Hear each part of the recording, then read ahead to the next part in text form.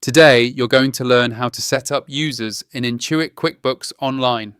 Setting up users correctly is an important part of managing your business because it allows you to control who has access to your financial data, what they can do, and how they can support your day-to-day workflow. QuickBooks gives you flexible user permissions so you can ensure every team member has exactly the level of access they need and nothing more. Start by signing into QuickBooks Online. Once your dashboard appears, go to the top right and select the Settings icon. Under the Your Company section, choose Manage Users.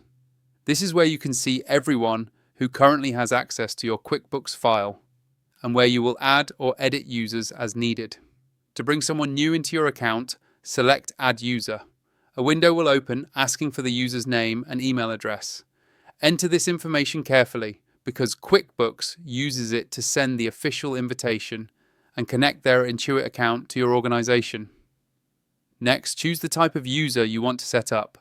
You can assign them as a standard user, a company admin, a reports-only user, or a time tracking user. Each type controls what areas of QuickBooks they can access. If you select a standard user, you'll be able to refine their access even further. You can limit them to customer activities, supplier activities, payroll tasks if your company uses payroll, or grant full access. You can also block access to certain areas to keep sensitive information restricted. Take a moment to match their permissions to the role they will perform in your business. Once the permissions are set, review everything to make sure it is accurate. Then click Send Invite. QuickBooks will immediately email the new user with an invitation link. They will need to open the email, accept the invitation, and sign in or create an Intuit account if they don't already have one. When they complete this step, their name will appear in your Manage Users list, confirming that the setup is complete. That's it.